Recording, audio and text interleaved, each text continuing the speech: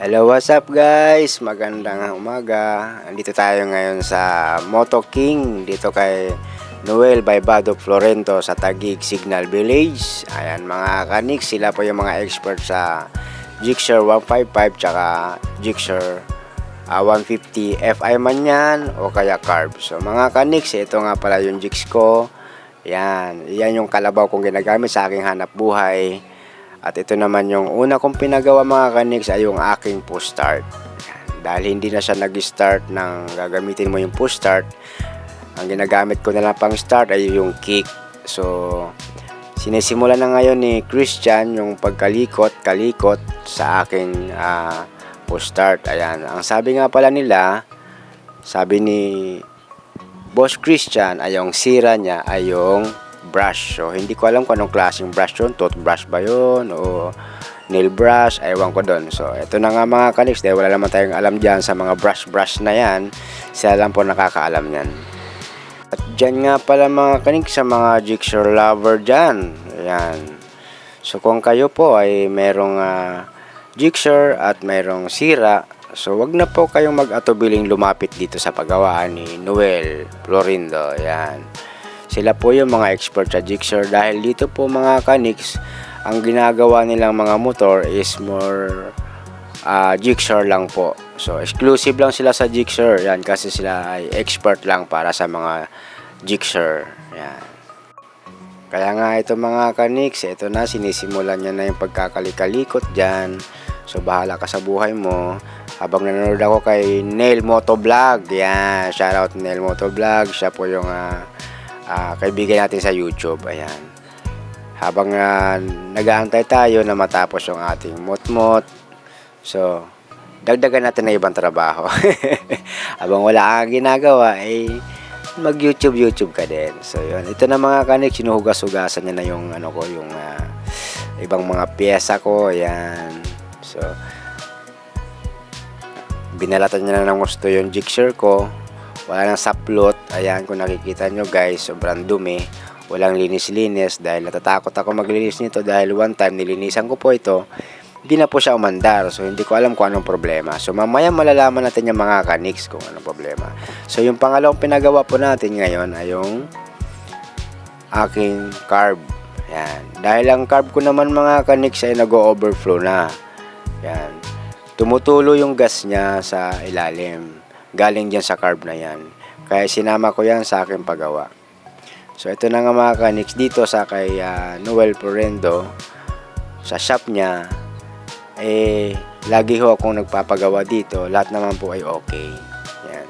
Hindi po sila naman kamahalan maningil. Yung tama lang. Yan mga kaniks. So wala na ang carb na yung motor ko. Yan. Binilisan ko yung video ko.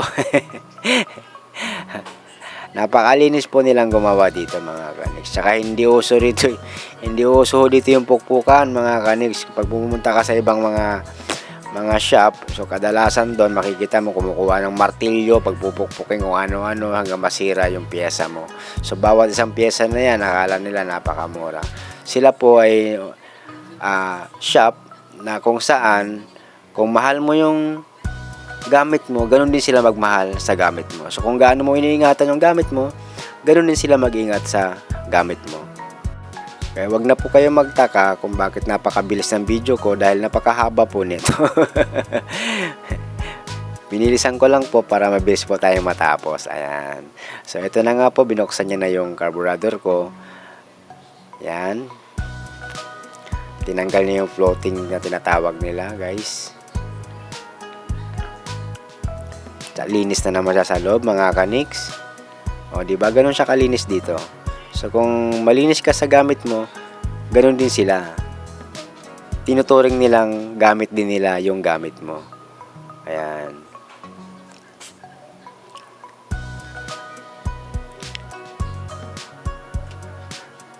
O may pa-spray pa mga kaniks, walang bayad dyan. O diba? Ang galing po nila maglinis dito. Ang galing po nilang gumawa.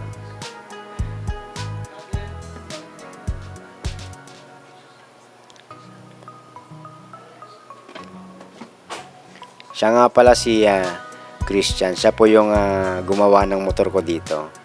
Ayan. Maswerte po tayo dahil wala pong pila. Kasi kada punta ko dito ng mga nakarang buwan na nagpapagawa ko ng motor ko, nakapila-pila po dito. Dahil yung karamihan po na nagpapagawa dito is Gixxer lang din.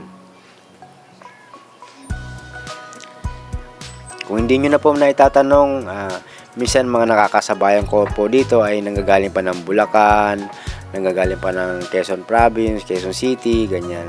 Samantalang dito po sa Taguig, dinadayo po siya sa mga Gixxer lover. So kilala rin siya sa mga group ng Gixxer. Hindi po kayo mapapahiya sa shop nito mga kaniks, sa mga Gixxer lover dyan. Sa mga baguhan, sa hindi pa nakakaalam mga kaniks, kung mayroon po kayong tanong, pwede po kayo mag-comment dyan sa aking comment section para mabigyan ko kayo ng tamang detail.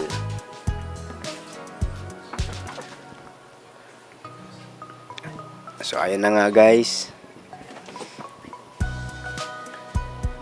naikakabit niya na yung aking carburetor. So bago niya kakabit yan mga kaniks, inaayos-ayos niya muna yung mga pinagkakabitan niya doon sa pinanggalingan niya rin kanina.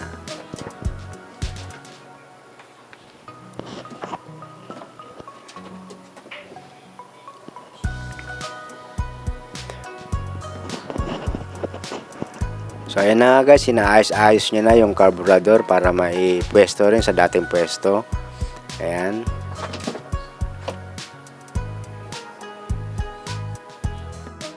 So ito na nga guys, tuloy-tuloy pa rin yung paggawa ni Boss Christian. Ayan. So want to sawa tayo sa papanood sa kanya mga kaniks. So ayan na nga guys, may mga ikinakabit na siya. Pinipwesto na ng maayos yung ating carburetor. Inihigpitan niya na yung goma kung saan siya yung lock doon sa papunta ng carb para walang singaw mga kaniks. Ayan.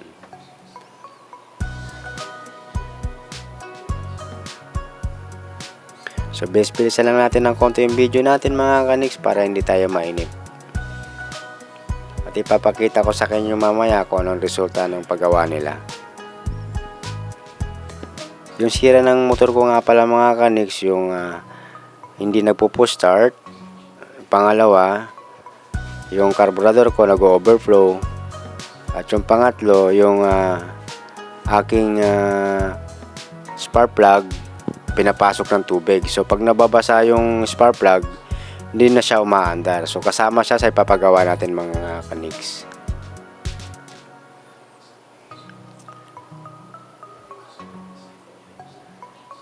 So ito na nga guys, yung sa spark plug natin, lalagay niya na yung rubber para dun sa protection sa spark plug, para pag umulan man or na pinaliguan mo yung mot-mot mo, hindi siya papasukin ng tubig.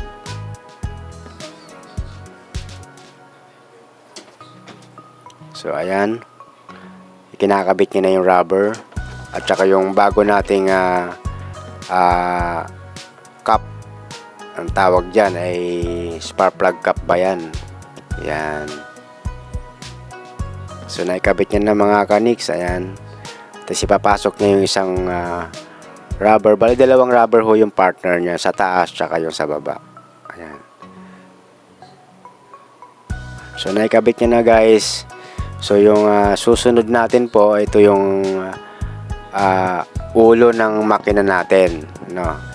Yan yung ititimpla niya naman ngayon para yung mga ingay ng motor natin ay mabawasan. At meron silang mga sukat dyan mga kaniks kung paano magsukat.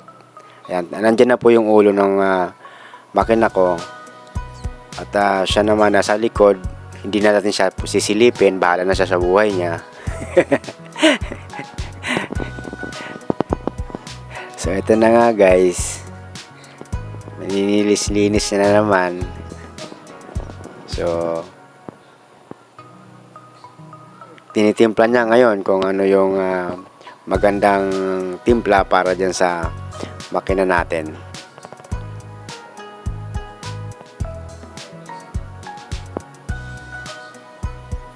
Napaka-relax niya lang po gumawa. Ayan.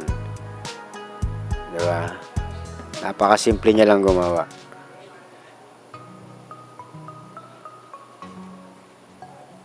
Ganun po sila dito ka-expert sa paggawa ng jigsaw. Kasi kahit siya mismo guys, yung gumagawa na yun na si Christian, may jigsaw din siya.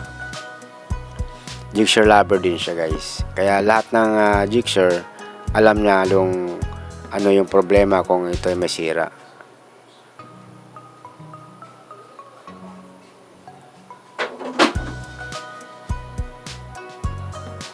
So binilisan ko na nga guys yung video ko para hindi tayo umabot ng 1 oras.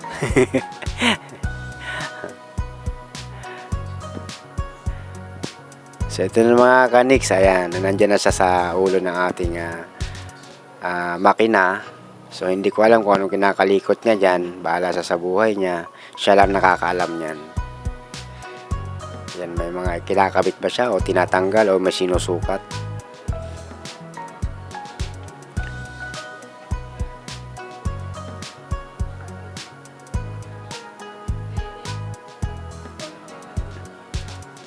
Yan. Bali, sinusukat niya nga pala yung clearance nung ano natin ng makina. So, bawat ano niyan, may sukat yan. May clearance yan na dapat para dyan. So, hindi naman ako expert dyan. Kaya, so bahala na sa dyan. Magkalikot.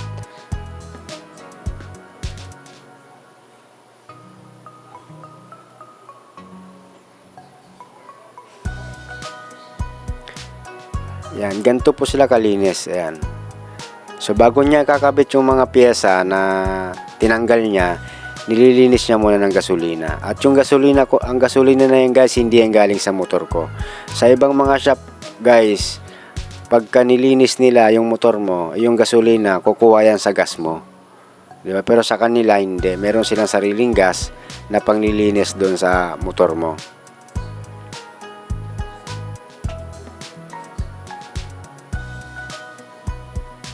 Kaya minsan magtataka ka, pag uwi mo wala ka ng gasolina dahil yung gasolina mo, yun ang ginamit nila panlinis din dun sa motor mo. Pero dito hindi, meron silang sariling gas na panglilinis din sa motor mo. Para yung gas mo, hindi na mababawasan. So ito na nga, nilalagyan niya na ng gasket. Tawag dyan, gasket ba tawag dyan o kung ano man tawag dyan yan. Parang ano siya,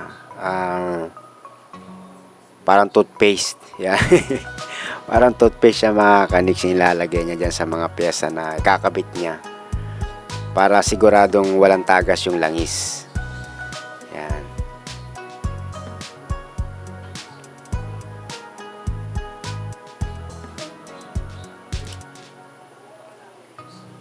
Kung makikita nyo yung motor ko mga kaniks, tingnan nyo, napakadumi. Walang linis-linis yan dahil nga dun sa spark plug na nababasa.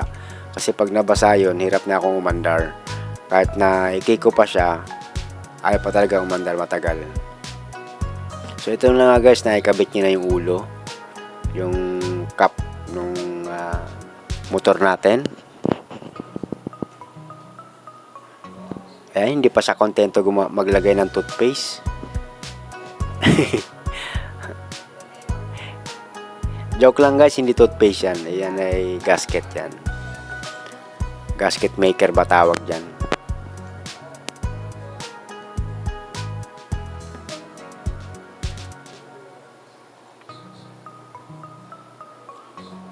Ayan, sinisigurado niya na maging maayos yung pagkabit niya para yung rubber hindi siya bali-baliko at hindi siya tatagas.